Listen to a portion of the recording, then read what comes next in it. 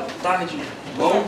Vamos começar nossa escola bíblica, nosso estudo, a continuidade do nosso estudo aí sobre a história e os distintivos dos batistas regulares. Esta aí é a segunda aula, né, a segunda parte do nosso estudo que nós vamos fazer hoje. Então, convido a você aí a abrir a sua apostila para a página 3, que é a página onde nós paramos, né? Página 3, que é a parte onde nós paramos. Mas, logo de início aí, então a gente vai... Dá para ouvir bem o som? Dá, né? Então, logo de início, vamos só dar uma passada geral aí em tudo que nós já vimos desde o início, para que vocês possam ter uma noção, né? Então, nós vimos aí que a denominação de uma igreja, ela carrega em si a sua história e os seus valores bem definidos, ou definidos, né? Ou seja, o que nós queremos dizer com relação a isso? Que toda igreja, todo nome de uma igreja, ela carrega em si a sua identidade, aquilo que ela é, aquilo que ela representa, né? Então, de um modo geral, é isso. Nós somos igreja, não somos muçulmanos, né? Porque muçulmano não chama o templo deles de igreja, chama de mesquita, né?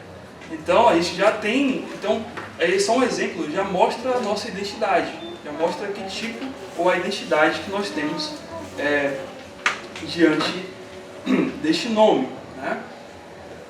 Então, 3 palavras aí nos definem como denominação, que é igreja. Então, nós vimos isso daí, né? Igreja nos define, batista e regular, né? Então, essas são as 3 aí que nos definem. E só para os irmãos, novamente, a gente fixar bem aqui, tudo que vai aparecer em vermelho é o que você precisa preencher na sua apostila, tá bom? Então, só para você saber.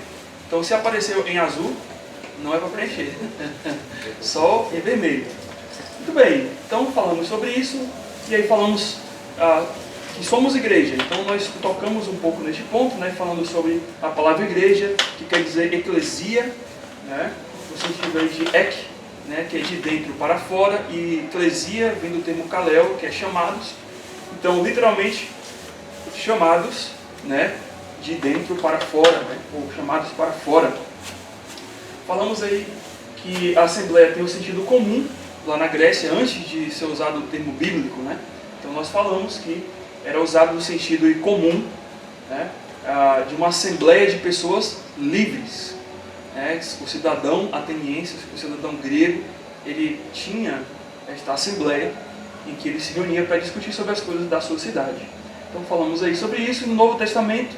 Então esse termo já muda um pouco, né? Já não se refere muito para o cidadão, mas se refere para todo aquele que é nascido de novo, nascido em Deus, que é um cristão de fato, né? Então, a palavra igreja no caso, a comunidade de chamados pelo Senhor e Salvador Jesus Cristo para fora do quê? Não das casas somente, mas para fora do sistema mundano, né? Com um propósito específico, estabelecido na palavra de Deus, né? Então, somos igreja nesse sentido, né? E falamos sobre isso, né? Saindo das trevas para a luz. Então, esse é o propósito da igreja, não é ficar nas trevas, é ficar na luz, ir para a luz. E aí somos igreja, né? De novo, então tem o seu início aí, a igreja tem o seu início no ano de 33, aí depois de Cristo, com o evento aí do Pentecoste, que ocorria aí 50 dias depois da Páscoa. Então, naquele ano em que Cristo morre, durante a Páscoa, 50 dias depois, nós temos aí a promessa de que o Senhor enviaria o seu Consolador, sendo concretizada ali com a descida do Espírito Santo no livro de Atos, aí, capítulo 1 e capítulo 2. Temos ali a descrição que os irmãos sabem. E aí, não vamos ficar muito falando sobre a igreja, porque o nosso foco é mais tratar sobre a nossa denominação, né? Os batistas mesmo ali, mas já é do conhecimento em geral de vocês muitas coisas sobre a igreja. Então somos batistas, né? Então do ano 33 até por volta do ano 1500, aí muitas coisas aconteceram aí, as histórias com relação à Igreja de Cristo. Muitas coisas aconteceram, né?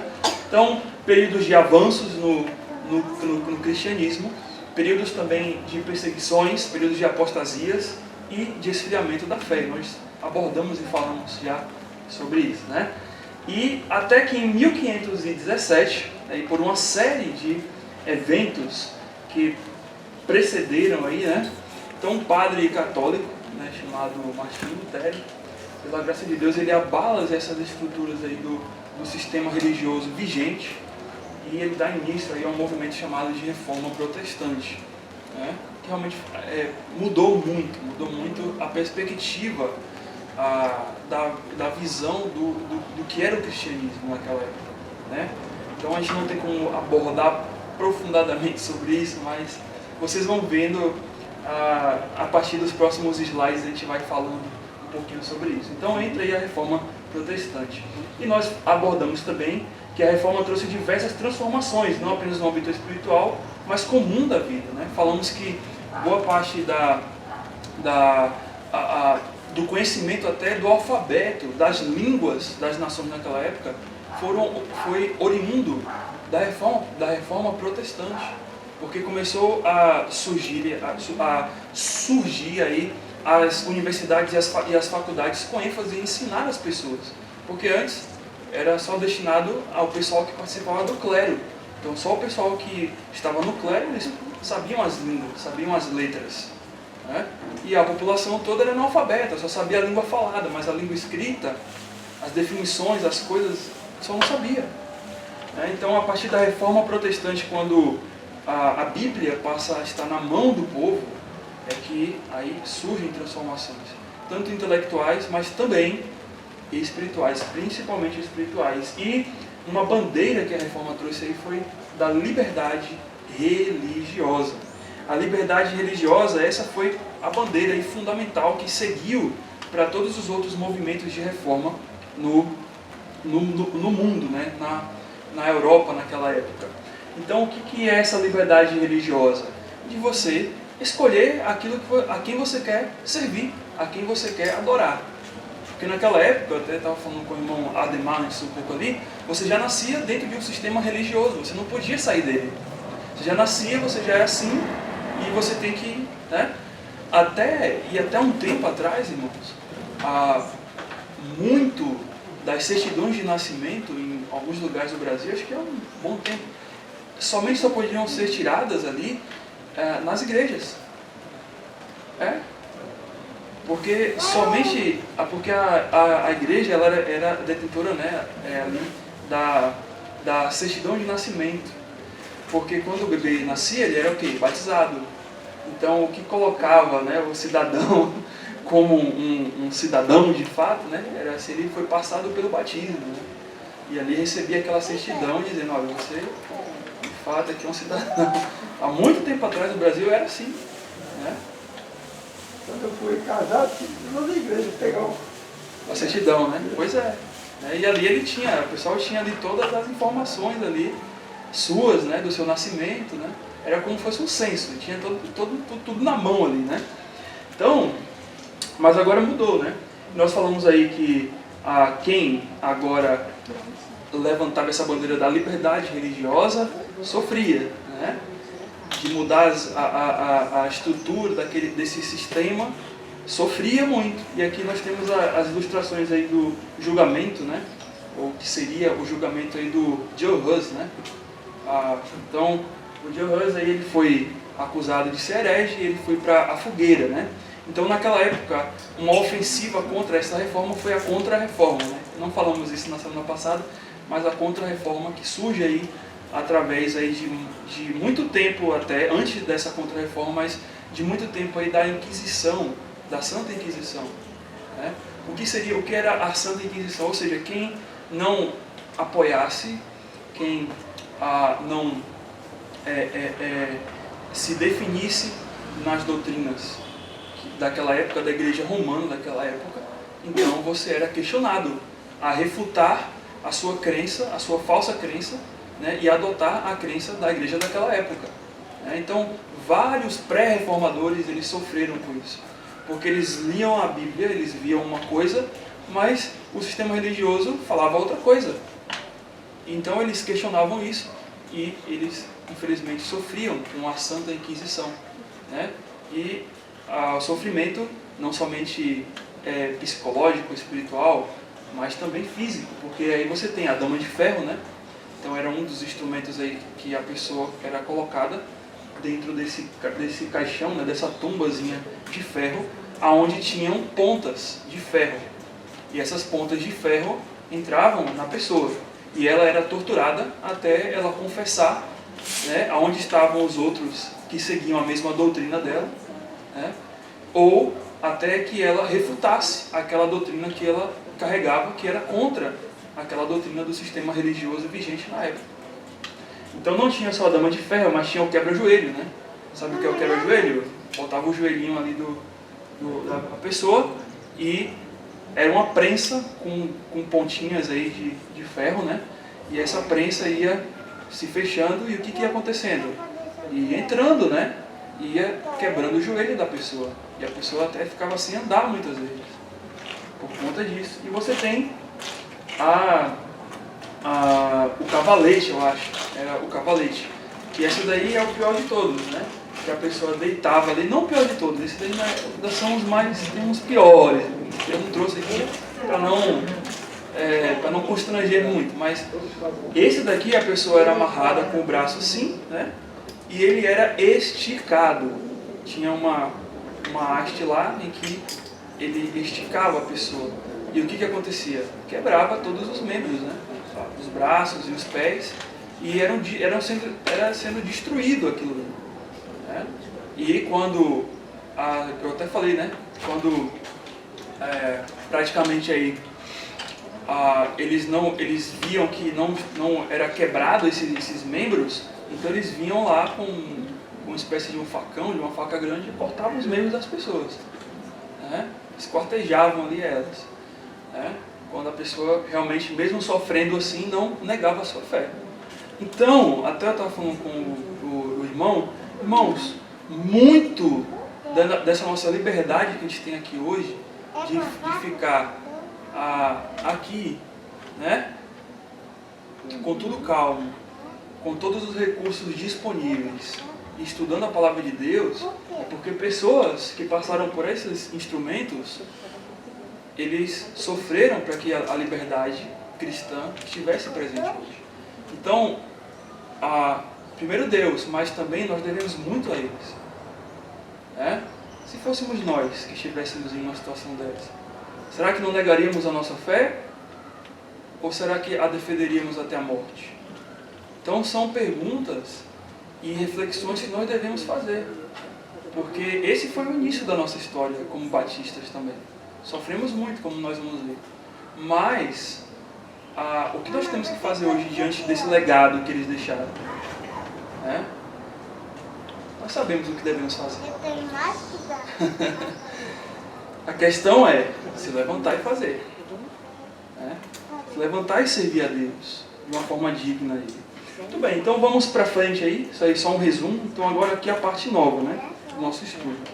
Então, somos batistas. Diversos grupos cristãos que protestavam contra os ensinos e as práticas católicas, né? Nós temos aí essa série de grupos aí. Então você tem aí os luteranos, com a origem deles aí em 1520.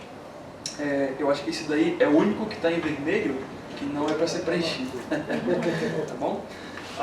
Então você tem aí os luteranos com Martinho Lutero, né? Então Martinho Lutero é o expoente aí desse grupo que foram chamados de luteranos, né? Em 1520. Você tem aí os anabatistas, né? 1525, né? Então que a origem foi muito próxima, porém, né? Os anabatistas já vêm um pouquinho antes da reforma. Eles já vêm um pouquinho antes, tá? Mas a origem mesmo do nome, que eles começaram, né, de fato, a serem nomeados mesmo como anabatistas, né, e nós vamos falar um pouquinho sobre isso, foi em 1525. E teve muitos líderes, mas um expoente desse grupo aí, muito forte, foi o Menon Simons, né, que deu origem aos Menonitas. O Menon Simons, então esse camarada aí era um holandês, né? O Martinho Lutero era alemão, né? E o Menno Simons era holandês, tá bom? Então aí depois você tem os anglicanos, em 1534. Isso daí a gente vai ver a historinha, né, desse camarada aqui, ó, o Henrique VIII, né, que era o inglês. A gente vai ver esse rei, Henrique VIII, a gente vai ver a historinha dele, né? Então os anglicanos em 1534. Então perto aí já de 1517, então já começa o boom de antes era só uma religião, né? Um grupo apenas, cristãos, que eram nomeados com um nome apenas, e agora começou essa divisão com outros nomes também. Então você tem aí os calvinistas em 1536. Eu botei aqui Calvino, né? Mas aí a gente tem que frisar, né, que Calvino ele deu, o termo calvinistas vem, né, exatamente Calvino, mas o calvinismo em si ele deu origem a outros grupos, né? Ele em si nunca foi uma igreja fundada, a igreja calvinista, né? Mas foi uma corrente, uma corrente de teologia, né, dentro de outros grupos, né, mas que tem o seu fundador, o francês João Calvino, né. Então você tem aí os presbiterianos, que aí bebe também da fonte ali de Calvino, né, principalmente em 1560, com a origem do John Knox, que era um escocês. O escocês John Knox, ele vai fundar esse grupo aí chamado de presbiterianos. E mais na frente nós temos os metodistas, já muito tempo depois, mas ainda dentro aí do mundo ali pós-reforma, né? Em 1739 com o John Wesley, né? Que era um inglês, o John Wesley. Então ele funda aí os metodistas. Então esse aqui era o mapa da Europa naquela época, tá bom? Então o mapa da Europa naquela época em 1560. Então você tem aqui, ó. Aqui, ó, tudo que está de rosa aqui, ó, é o domínio católico, né? Então tudo aqui de rosa, o domínio católico. Então aqui você tem dessa cor mais laranjinha, assim, ó, é o domínio luterano, tá vendo? Aqui é a Alemanha. Então o domínio dos luteranos foi para isso aqui tudo, ó, né? E aí você tem, em verdezinho claro, você tem os domínios calvinistas, ó, que era na Suíça, porque o João Calvino ele se instalou na Suíça. Ele teve base na Suíça, em Genebra, onde ele pregou ali, foi até pastor da igreja em Genebra. Por isso tem a Bíblia de Genebra, né? Porque ele foi pastor ali, naquela cidade. Então, na Suíça você tem a presença aqui dos calvinistas. Então você tem aqui depois a igreja ortodoxa, ó, que é todo o Oriente, em amarelo aqui, a igreja ortodoxa. E aí você tem uma mistura aqui, ó, católicos, luteranos e calvinistas aqui. Então é uma área assim meia nebulosa, né? E de muitas guerras, né? E aí você tem aqui os morávios, a Morávia. Lembra da história dos morávios que eu contei? Aqui, ó, Morávia, né? Muito nessa região aqui da Polônia, né? Naquela região ali, Áustria, essa região toda aqui. E você tem aqui no norte da África já, e aqui um pouquinho, aqui nessa faixa aqui da Ásia. Então você tem aqui o domínio dos muçulmanos naquela época, né? Então, nós notamos aí que, olha como é que estava o quadro agora, né? Imagine que essa disputa no meio aqui, nesse balaio aqui, né? Foi muito grande. Muita morte aconteceu, né? E o último aqui, os anglicanos, ó. Lá na Inglaterra você tem os anglicanos aqui, que a gente vai falar um pouquinho sobre eles, né? Que os anglicanos, e na Escócia você tem os calvinistas, ó, que seriam aqui os que deu origem aos presbiterianos aqui, ó, na Escócia. Então esse era o mapa daquela época, né? Então, só os irmãos já têm ciência um pouquinho disso daí. Passando adiante, dentre estes grupos que emergiram estavam os batistas, né? E os batistas aí eles tiveram origem cerca de 90 anos depois da Reforma. Então 90 anos após a Reforma, então os batistas eles surgem. E essa é a história que nós vamos ver agora. O povo batista não se originou de um líder, né? Ou teólogo religioso influente, nem de qualquer movimento eclesiástico, né? Que tem aí o rotulado aí com o nome do seu fundador. Mas as raízes históricas estão somente fincadas na pessoa de Jesus Cristo e na Bíblia. A gente vai ver isso daí. Não temos um fundador, olha, ele foi fundador, né? Não. A gente tem um grupo de pessoas que só queriam sair desse sistema religioso e adorar a Deus livremente, do modo como a Bíblia prega. Esta é a base batista, né, desde o início. Então, as bases eram fincadas as raízes, né, eram fincadas aí na pessoa de Cristo e na Bíblia, nas doutrinas e práticas neotestamentárias, e os batistas nascem com a proposta de serem o povo da Bíblia. Então, até um tempo atrás, não sei se até hoje é isso, mas até um tempo atrás, os batistas eram considerados como o povo da Bíblia. Porque o nosso apego, ela não é tanto a uma confissão de fé, como muitos, né, estão fincados, mas a nossa está na Bíblia. A Bíblia é o que determina tudo o que eu faço e aquilo que eu não faço. Né? Então, nós éramos conhecidos como o povo da Bíblia, que estudava a palavra de Deus, a Bíblia. Então, aí, a preocupação dos primeiros batistas não era em defender as doutrinas propostas por um teólogo. Então, os batistas de início, eles não defenderam o calvinismo ou o luteranismo, as ideias de Calvino, de Lutero ou de outro reformador da época. Mas a proposta deles eram em como interpretar a Bíblia, independente dos ensinos teológicos da época. Era, como é que eu posso ler a Bíblia e entender? Por mim mesmo, já que eu sou um sacerdote real de Deus. Então, como é que eu posso compreender a Bíblia sem precisar de alguém que me dê tudo mastigado, né? E essa é a nossa dificuldade hoje, irmãos.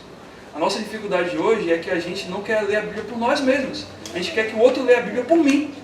Então, é melhor que o outro leia a Bíblia por mim e me passe só, né? Que nem aquele passarinho, né? Que abre a boquinha assim, ó, e espera que a mamãe vai botando a comida na boca dele. Não é. Você tem que estudar a Bíblia. Eu estou dando aqui só o resumo das coisas, porque são muitos eventos. Você tem que investigar, você tem que ir atrás. Você tem que crer por você. Eu não posso te fazer crer. Eu nunca vou conseguir fazer você crer.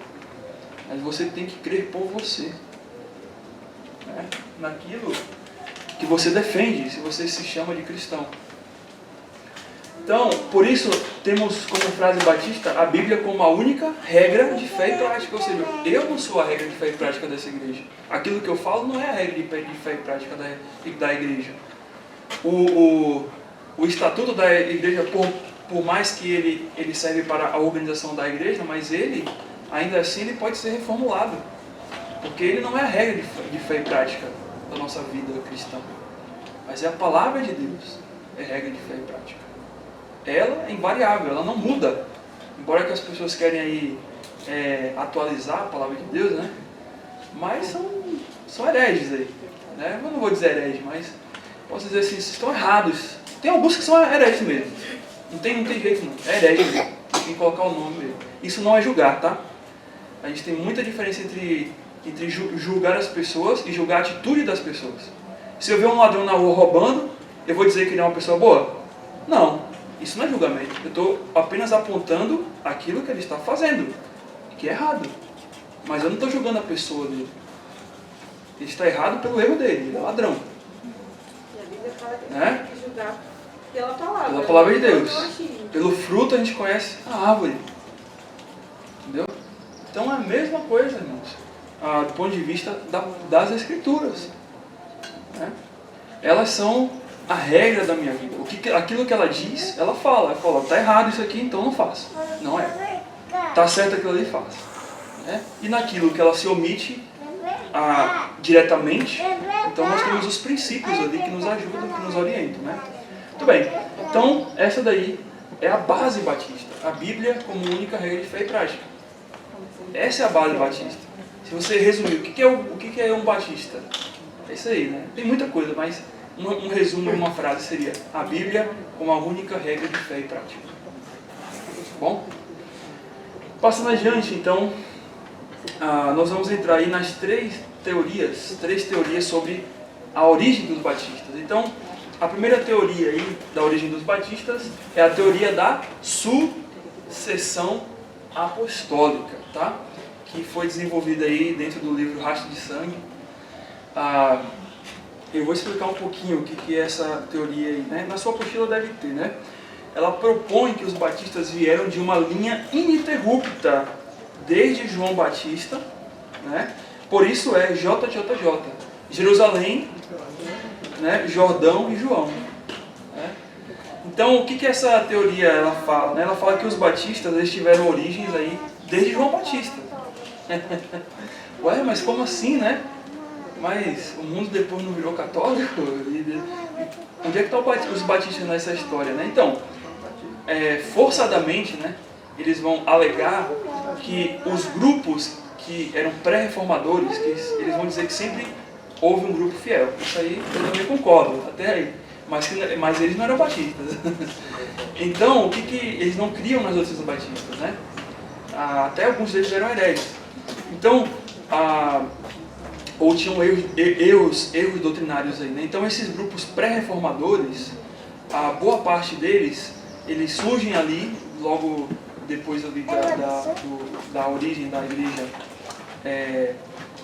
católica, né, digamos assim, institucionalizada, né? Então eles surgem, mas eles surgem com outros nomes, então como os valdenses, né, como os morávios, né, aí outros grupos assim, montando, aí vai uma série de outros grupos assim que eu não lembro muito bem o nome, mas em que foi passando a essa identidade que eles chamam de batistas, né, ou de doutrinas batistas, até chegar nos anabatistas e depois passar para os batistas.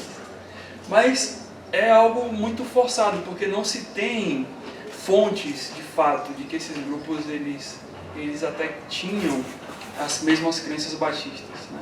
Então a gente nesse ponto a gente não pode ir muito por essa teoria, tá bom? Embora que ela seja bonita, né? Seria bonito, né? Se os batistas viessem lá desde João, né? Mas é muita pretensão nossa dizer que a gente vai desde João, né? Porque então se torna o grupo top, né? Poxa, o João, né? Então, mas a gente não segue muito ela não, tá? Então a teoria aí, a segunda teoria é a teoria anabatista, onde a origem, né? Parte de um grupo chamado Anabatista, pelo fato de que muitas doutrinas deste grupo, principalmente sobre o batismo, são semelhantes às nossas, né? O governo da igreja e outras doutrinas ali são bem próximas. Então é a segunda teoria. E a terceira é a teoria tradicional, que indica que a origem do nosso grupo eles partiu de um grupo chamado de separatistas da igreja anglicana, né, lá na Inglaterra. Então, propõe aqui então que este grupo de separatistas eles foram para a Holanda e depois para a América do Norte e assim surgiu o grupo batista. A gente vai entrar um pouquinho aí nessas duas teorias aqui, tá? Essa daqui a gente vai deixar de lado porque é muito forçosa e não tem dados históricos para isso. Mas essa daqui nós temos muitos dados históricos, tá bom? Então a gente vai entrar nela. Então, página 4 aí. Então, conforme vamos ver aí, podemos dizer que a segunda e a terceira teoria estão interligadas no nascimento dos batistas. Então, essa segunda teoria, que nós falamos, seria do movimento anabatista. E por que anabatista, né? Ou anabatista? Porque é um termo que tem de origem grega aí, de duas palavras, né? Elas surgem de duas palavras. A primeira palavra grega é aná, que significa novamente, ou outra vez, ou de novo também pode ser. E baptizo, que é batizar. Então, ou seja, rebatizar. Então eles, não foi um grupo que surgiu e falou assim, olha, o nosso nome vai ser Anabatista. Não. Foram os inimigos deste grupo que nomearam este grupo de Anabatista. Porque eles não aceitavam o batismo da igreja romana naquela época, e que era um batismo infantil. Então eles não aceitavam isso. Eles não queriam, não, isso aqui não. O batismo ele tem que ser, como nós vamos ver, após a conversão, após a profissão de fé, após confessar que você tem a Cristo como Salvador, aí você é batizado. E não um batismo na infância, né, ou como um bebê, até, um bebê, do qual aquele bebê não expressou ainda a sua fé em Cristo, com a sua palavra, né?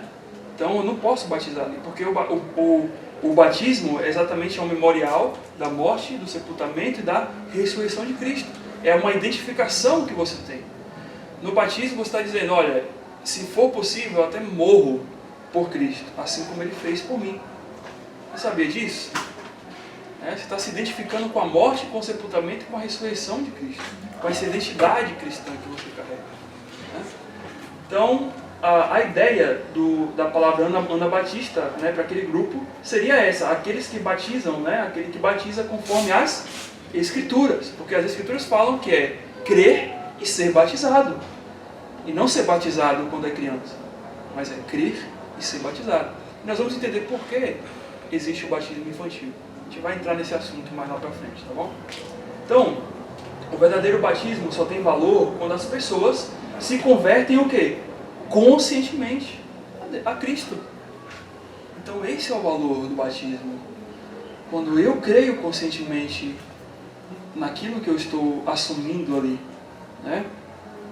Diante de todos, diante do público, a profissão de fé pública.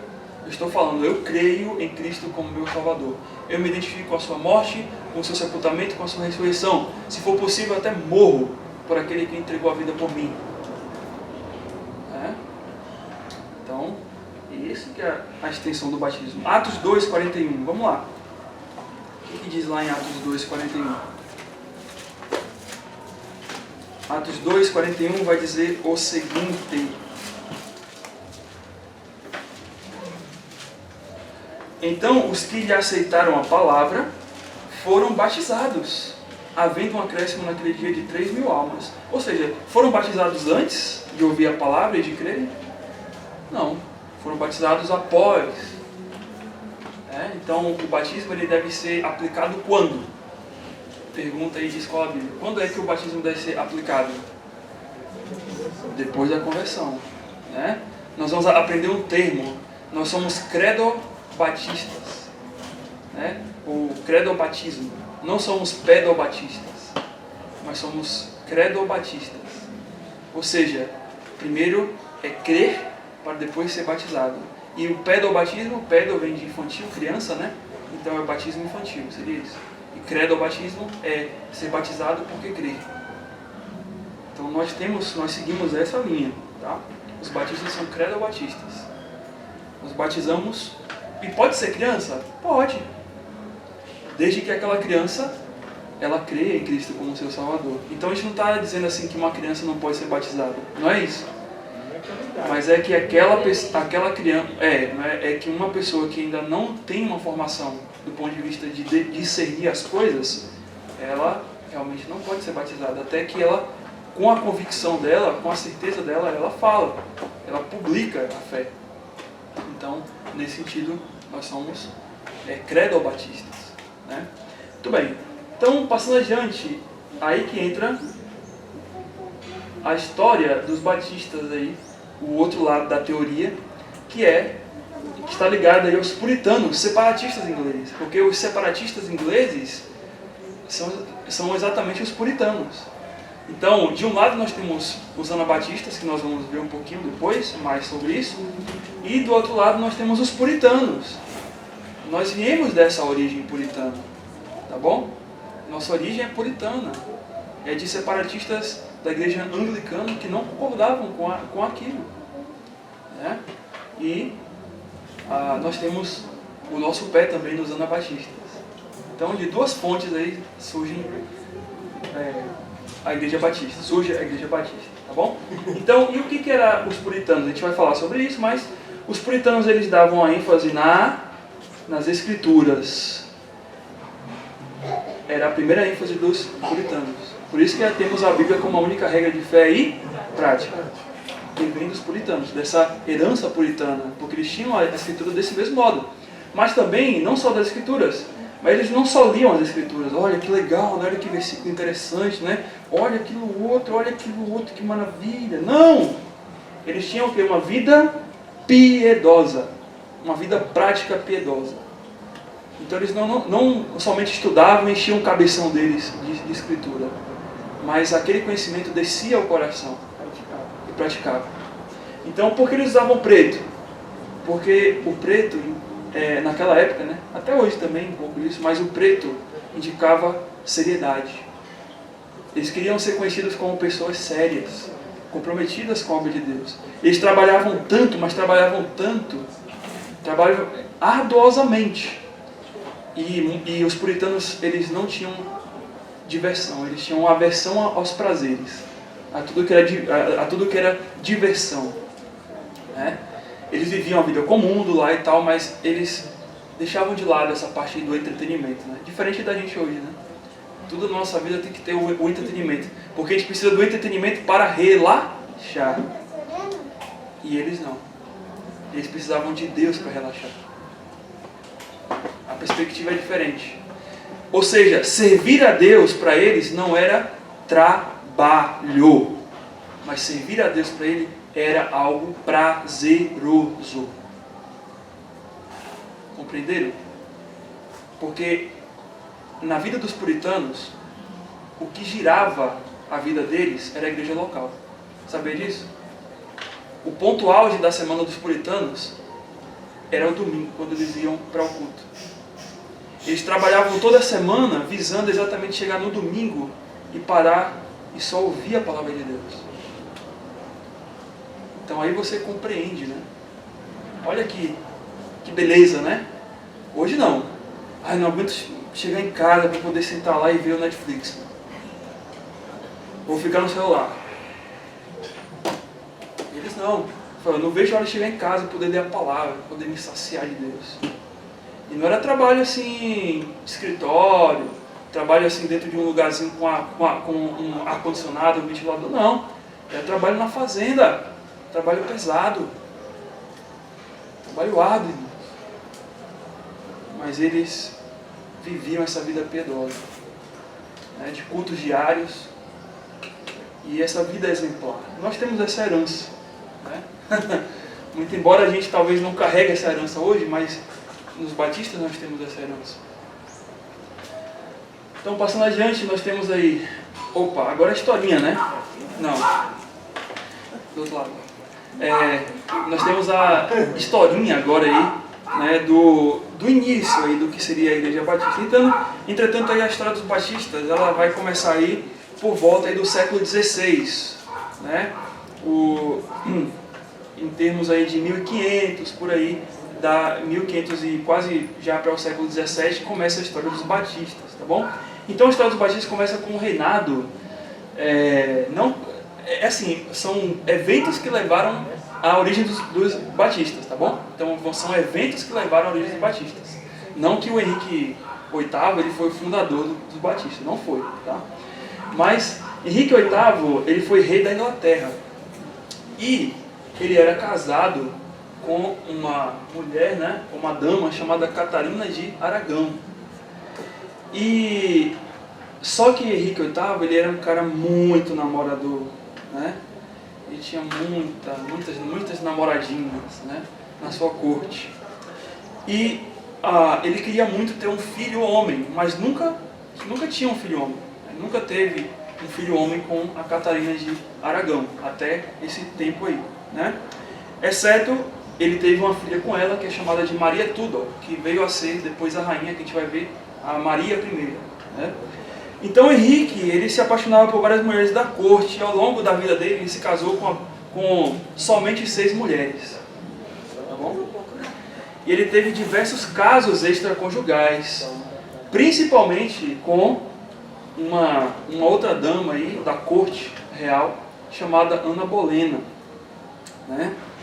Então, essa Ana Bolena teve um caso com ele, o Henrique se apaixonou, né, por ela, né, uma paixão mesmo, não era amor, mas uma paixão, porque a gente vai entender o que aconteceu no final de tudo. E depois o que aconteceu? Então o que ele queria? Ele se apaixonou tanto que ele falou assim: olha, eu não quero só ter um caso com você, eu quero me casar com você. Mas Henrique VIII, ele já era casado. E naquela época, né, por ele ser católico, Não se podia casar de novo. Né? Até hoje, a Igreja Católica defende isso. Né? O casamento é uma vez. Então, o que nós temos então? Então ele resolve, né, clamar ao Papa Clemente, né, ao Clemente VII aí. Então ele vai, né, pedir para o Papa, né, eu quero casar, anulo meu casamento com Catarina de Aragão para que eu possa casar com Ana Bolena, né, porque ela não me dá filho homem. Imagina, né? O cara, né, mas não era por isso só, né, era porque ele queria, né, queria deixar, né. E aí qual foi a resposta? Não. Dá uma resposta bem clara, não, que é isso, rapaz, né? Então, para muitas coisas da moral, né, a Igreja Católica é muito rígida. Né? Então, até hoje, é abominável o divórcio para eles. Né? É abominável. Deveria ser no meio cristão protestante também isso. Mas, ainda para eles, a resposta é não. Não, o casamento é uma vez só. Né? E aí o que Henrique VIII fez? Foi o seguinte, olha, já que você não vai me dar, né, eu sou rei, eu mando isso tudo aqui, ó, então acabou. Não quero, agora a partir de hoje, na Inglaterra não vai ter mais Igreja Católica. Acabou a Igreja Católica. Né? Já que você não quer fazer isso, então acabou. Cortei laços, e aí o que o Papa vai fazer? Vai excomungar o Henrique VIII. Vai dizer, então tá bom. Então você está excluído também. Acabou. Exclui você. Né? Beleza. E aí o que ele faz? Aí ele pega e ele funda uma igreja estatal chamada Igreja Anglicana. E porque ele funda essa igreja, aí o que ele faz? Ele dá o divórcio, né? Porque essa igreja é dele. Ele é o dono da igreja, não é mais o Papa, né, que é o dono da igreja, mas ele é o dono da igreja, a igreja anglicana. Então ele faz isso, ele domina aquilo ali, e aí o clero que agora responde a ele, aí o que o chefe fala? Olha, eu quero me divorciar. O que o clero daquela época vai falar? Tá bom, excluo você é o líder, vou fazer o quê? Você decidiu, tem que fazer isso aí. Então ele anula o casamento com Catarina de Aragão, renega ela e faz o quê? E se casa com Ana Bolena, né? Né? Isso aqui é uma ilustração de muito crente. Sabia? Né? Claro, a gente, né, tem uns problemas, né? Mas, diante dessa questão bíblica, eles estavam certos. Eles estão certos diante dessa questão bíblica. É não. Aí o cara chateou, não, então eu vou sair. Mas aqui é não. Saiu e o que aconteceu? Vou fundar a minha igreja. O quanto tem de igreja aberta assim? Diz aí pra mim. Não concordei e tal, eu vou abrir uma outra igreja para poder. Essa igreja vai poder fazer tudo agora. Vai lá, faz tudo lá. Mas aqui, não. Aqui, não. Porque o que domina, né, o que deve dominar aqui, falando da gente, é o quê? A palavra de Deus. Não são as nossas percepções, não são os nossos desejos, não são as nossas vontades. Mas é a palavra de Deus. Bem, o que aconteceu? O Henrique morre e aí assume o filho dele. Ele teve um filho, ó. Mas ele teve um filho com quem? Com a Joanna Seymour, que era uma outra mulher dele. E o que aconteceu? O que ele fez com a Ana Bolena? Pois é, ele simplesmente se desgostou dela e mandou decapitar. Tá bom? Mas só que assim, tem uma historinha aí por trás também, né? Porque suspeito de que a Ana Bolena estava tendo um caso com alguém da corte dele também lá, né? Ele podia fazer, ela não podia. Pois é. Então a igreja é dele, né? Ele faz o que ele quer.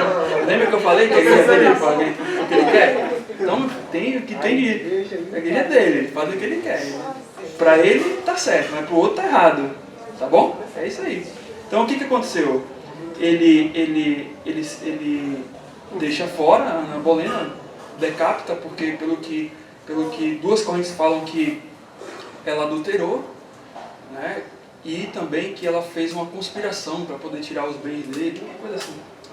Bem, a gente não vai entrar muito nessa história, né, mas o que aconteceu? Ele decapita ela, mas ele se casa com uma outra pessoa que ele teve caso, a Joana Seymour, né? E tem o Henrique, o Eduardo VI, né? Aí tá sétimo, mas é sexto, tá bom? O Eduardo VI. E esse Eduardo VI, ele é anglicano, mas ele morre cedo, ele morre já jovem, com 14, 15 anos, né, de doença. Então ele reina pouco, né? E o que aconteceu então? Porque lembra que a hereditariedade do trono é sobre o homem, né? Então ele não tinha mais filho homem. Então o que acontece? Quem vai reinar são as filhas dele. E quem reina primeiro pela ordem é Maria I, né? Lembra de Maria I? A filha de Catarina de Aragão, né? Que era católica, né?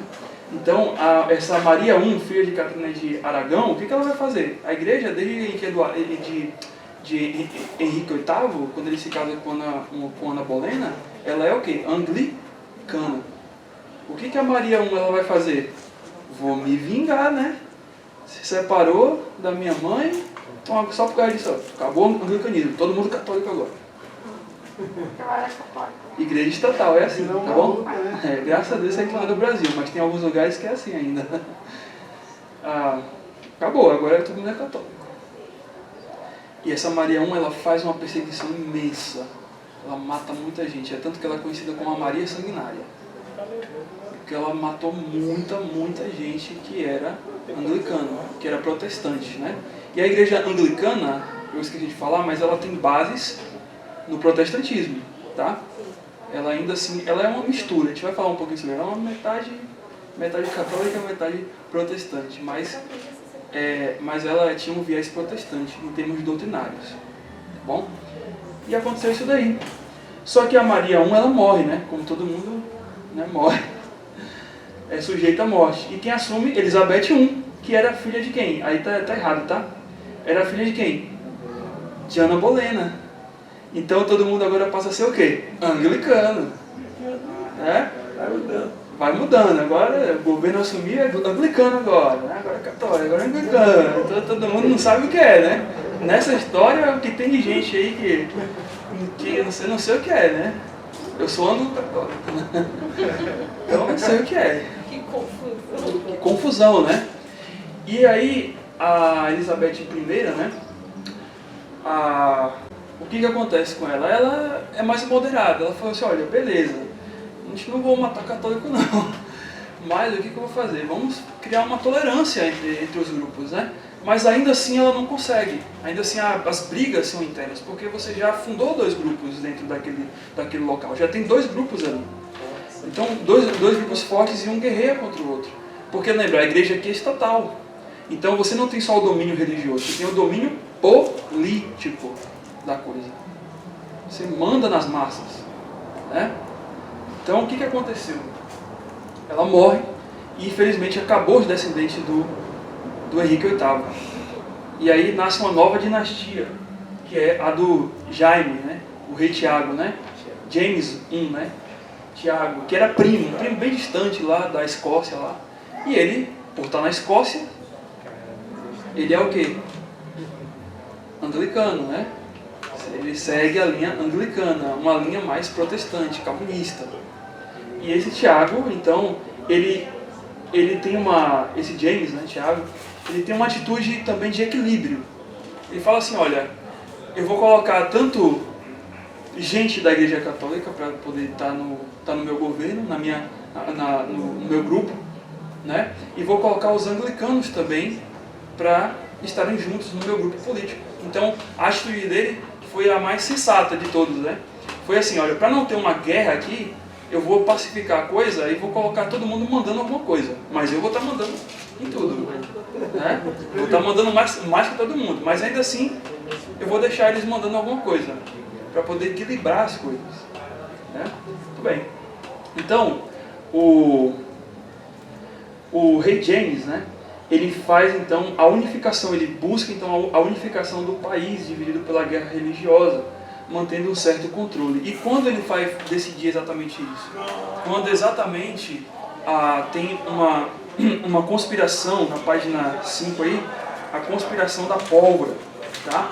Onde o Guy Fawkes, ele planeja explodir o parlamento inglês no dia 5 de novembro de 1605. E por que ele visou explodir o parlamento inglês naquele dia? Porque naquele dia haveria uma sessão de abertura do parlamento. E nessa sessão o rei está presente. Ele se faz presente nessa sessão da abertura do parlamento.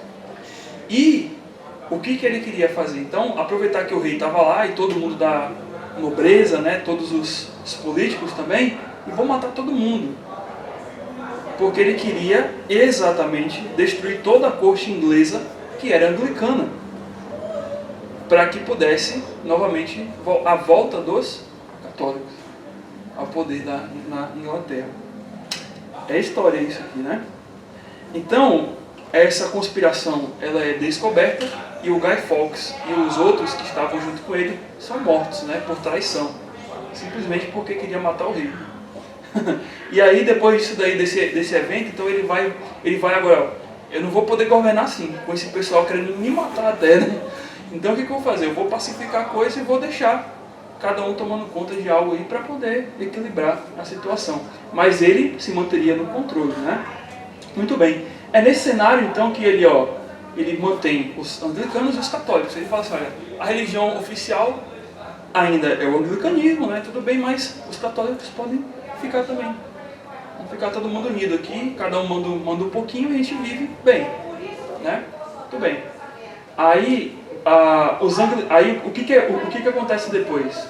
Os puritanos, eles nascem dentro da igreja católica, né? Eles saem, dentro da igreja anglicana, né? Dentro dos anglicanos. Então, nesse tempo surgiu aí, na igreja anglicana, um grupo que era oposto a algumas coisas, algumas práticas dentro da igreja anglicana. E esses foram chamados os puritanos, em 1558.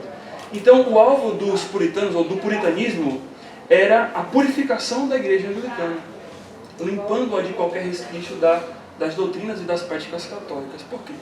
Porque os anglicanos, eles eram, de certa forma, eles tinham uma doutrina protestante. Porém, os anglicanos, eles tinham ainda práticas da igreja romana. Então você tem os protestantes, ele tem doutrinas protestantes, doutrinas calvinistas, digamos assim, influenciadas, né, pela reforma, mas do outro lado tem resquícios ainda das práticas e de algumas coisas da igreja romana. Então esse grupo ele fala assim, não, isso está errado. Porque a palavra de Deus fala isso e tem esses pontos aqui que a igreja não está seguindo. Então dentro da igreja anglicana surge esse grupo chamado puritanos. E a tentativa deles era o quê? De reformar aquela igreja. De fazer com que aquela igreja pudesse voltar para o normal. Mas aí a gente tem que lembrar, né? Já que era um grupo em equilíbrio, né? Era um grupo que estava assim, meio próximo, mas cada um na sua. Então, tiveram grupos que queriam reformá-la, mas não separar da igreja anglicana. Eles falaram assim, olha, vamos manter a gente aqui ainda, né? Vamos tentar reformar de dentro, né? Não vamos querer sair, não. E esses eram os dois grupos, né?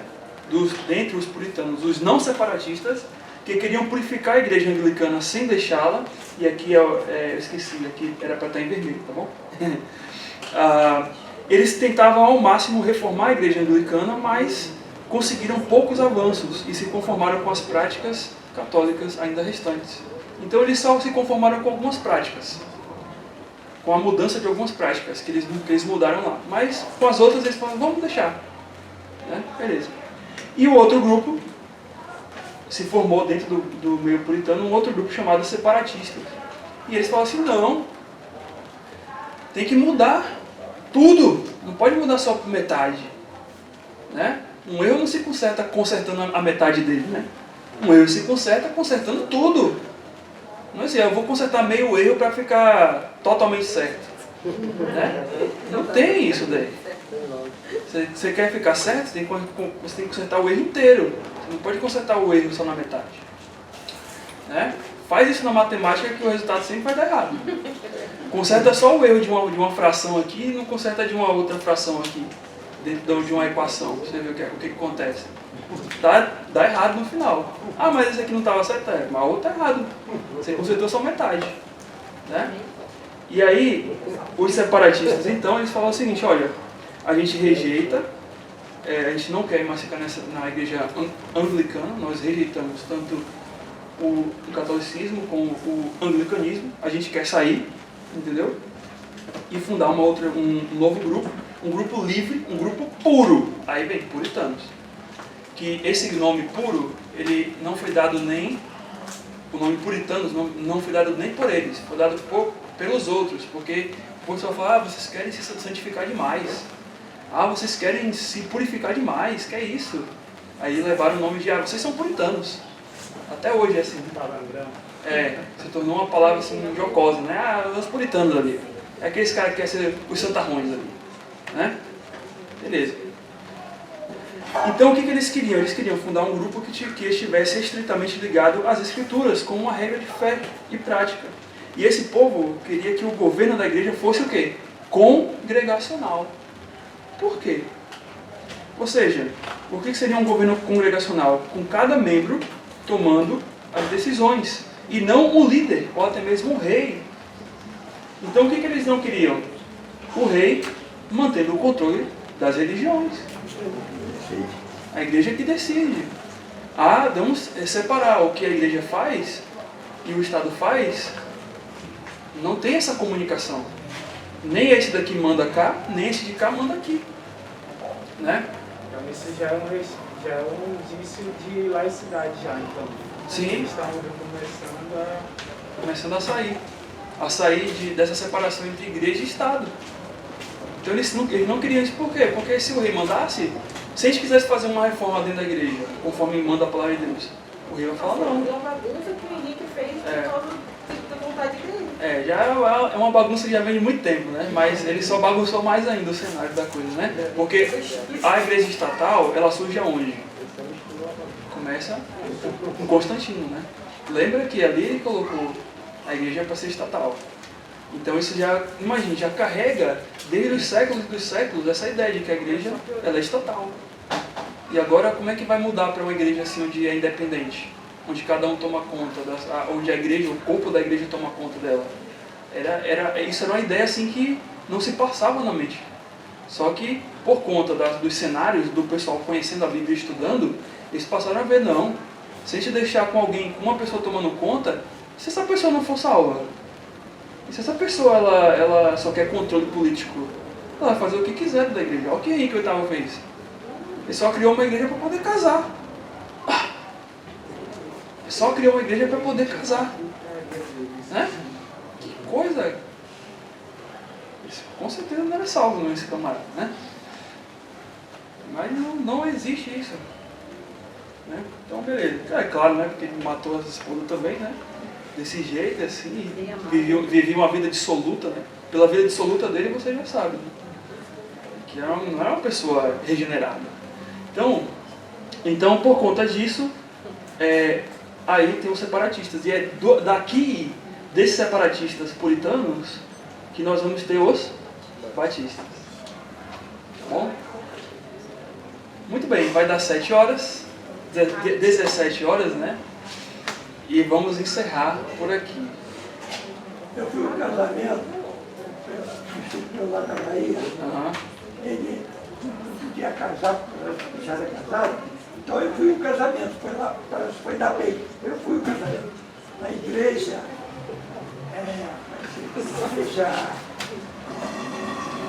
não é de Roma, igreja brasileira. Igreja Católica Brasileira. Não sabia que tinha não. Eu fui no casamento. Tá. Eu sou baiano. Isso não. Então se